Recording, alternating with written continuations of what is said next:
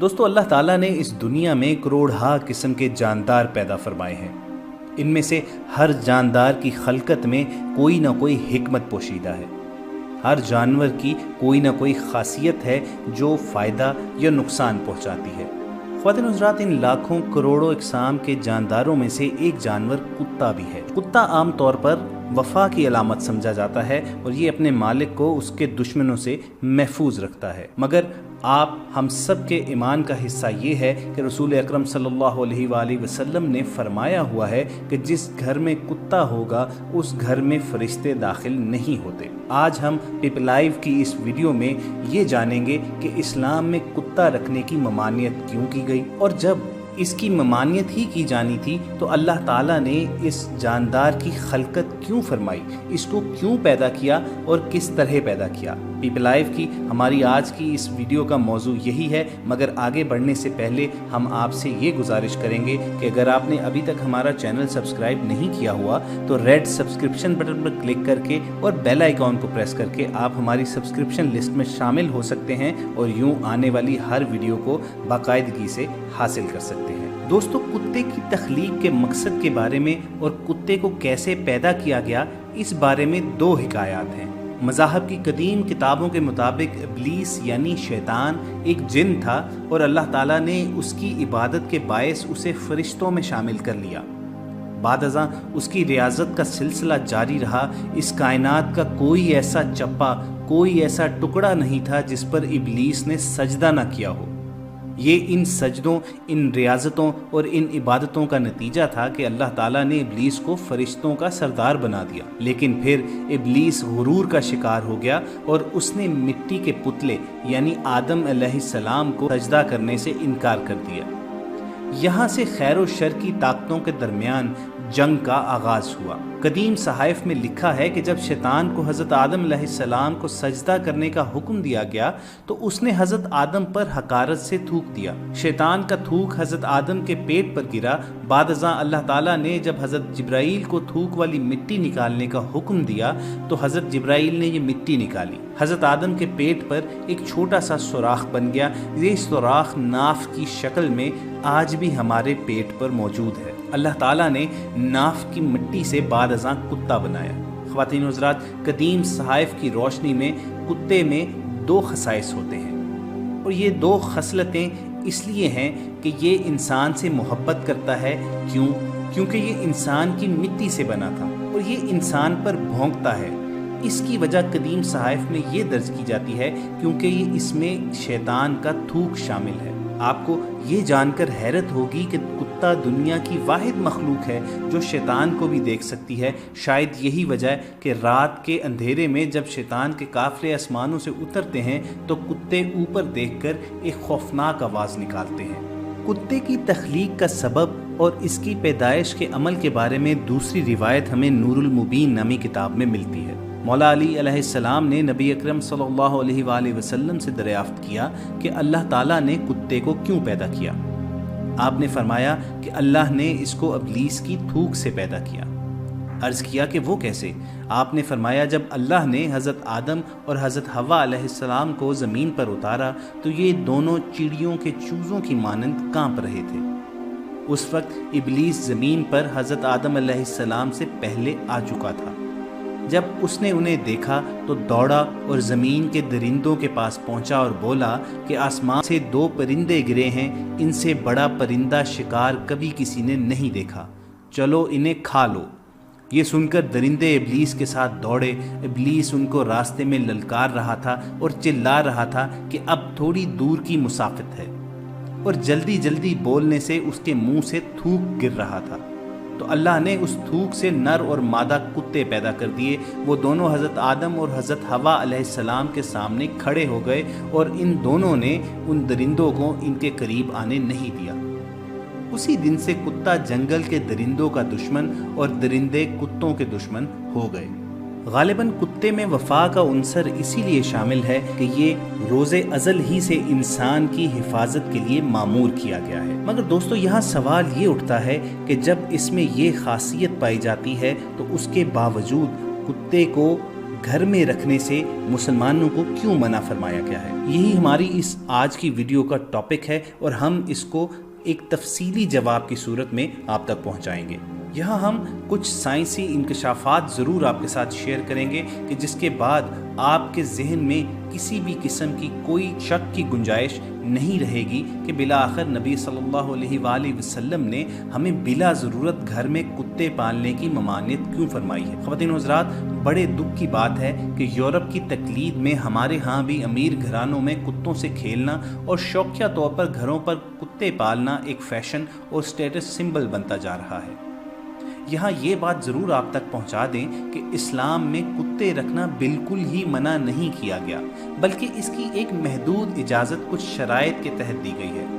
چنانچہ جو کتے کسی ضرورت سے پالے جائیں، مثلا شکاری کتے یا کھیت اور مویشیوں وغیرہ کی حفاظت کرنے والے کتے، وہ اس حکم سے باہر ہیں۔ مشاہدے کی بات یہ ہے کہ لوگ کتوں پر تو خوب خرچ کرتے ہیں، لیکن انسان کی اولاد پر خرچ کرنے میں بخل سے کام لیتے ہیں۔ مغرب میں تو ایسے بے شمار لوگ ہیں جو مرتے وقت اپنی جائیداد کتوں کے نام کر جاتے ہیں اور اپنے پڑوسی حتیٰ کہ اپنے بھائی تک کو بھول جاتے ہیں، اپنے عزیز و اقارب سے بے رخی برتتے ہیں۔ یہاں آپ تک نبی اکرم صلی اللہ علیہ وآلہ وسلم کی ایک حدیث پہنچاتے ہیں کہ میرے پاس جبرائیل تشریف لائے اور کہا، گزشتہ شب میں آیا تھا لیکن گھر میں داخل نہ ہونے کی وجہ یہ تھی کہ دروازے پر مجسمہ تھا اور گھر میں تصویروں والا پردہ تھا اور گھر میں کتا بھی تھا، لہٰذا جو مجسمہ گھر میں ہے اس کا سر آپ اس طرح کٹوا دیجئے کہ وہ درخت کی شکل میں رہ جائے اور پردہ پھاڑ کر تکیے بنا لیجئے اور کتے کو گھر سے باہر نکلوا دیجئے۔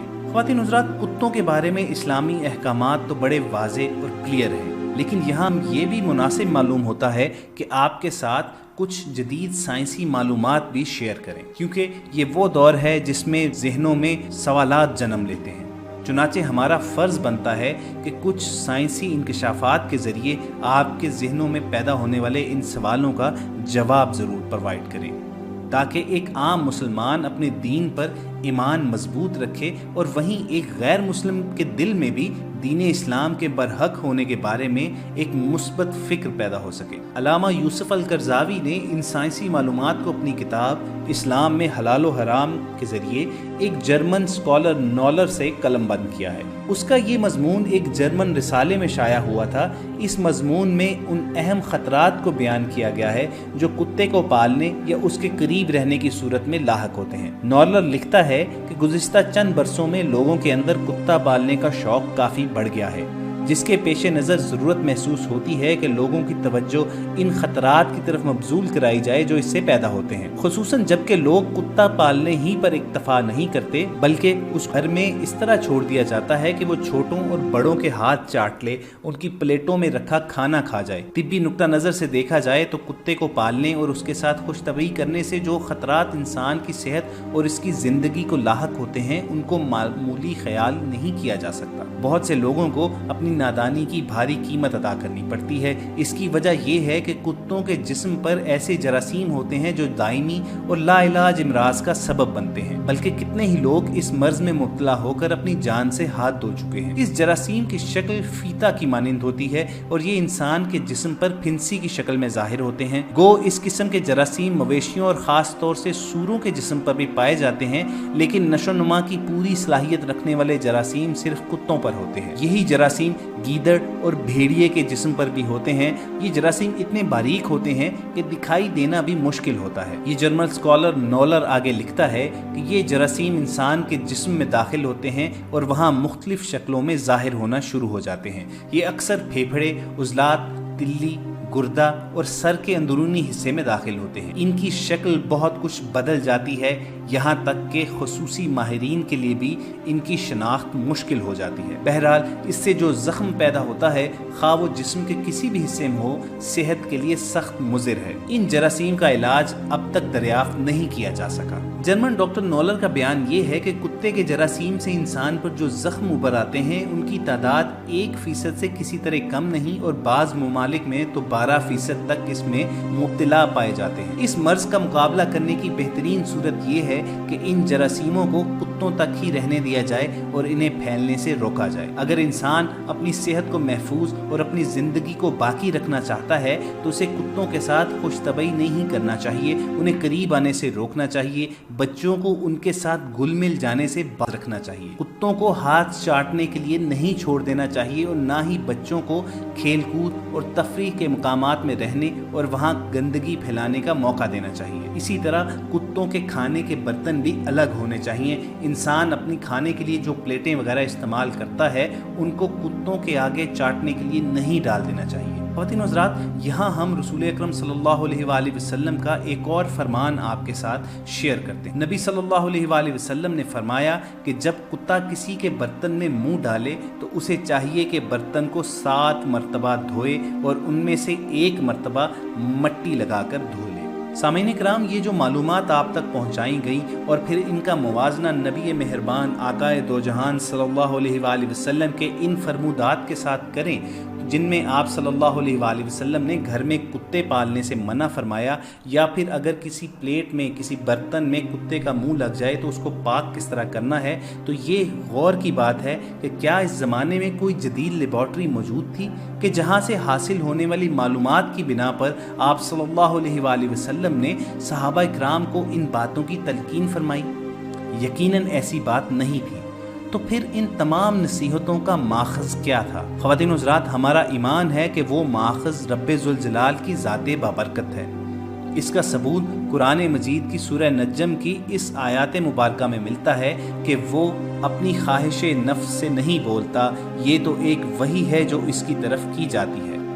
تو دوستو، ہم نے آج آپ سے یہ شیئر کیا کہ کتے کی خلقت کا سبب کیا تھا، کتے کو پیدا کس لیے کیا گیا اور کس طرح کیا گیا، اور پھر اتنی ساری خصوصیات ہونے کے باوجود اسلام میں کتا گھر میں رکھنے کی ممانعت کیوں فرمائی گئی۔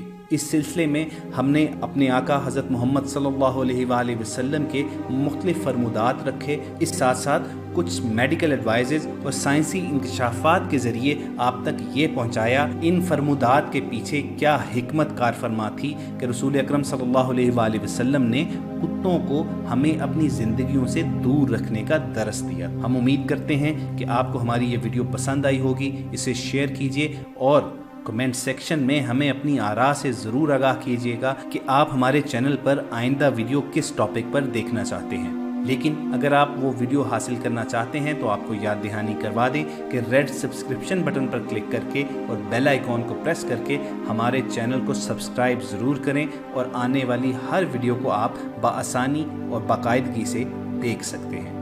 بہت جلد پیپل لائیو پر دوبارہ آپ سے ملاقات ہوگی۔ اپنا خیال رکھیے۔ اللہ حافظ۔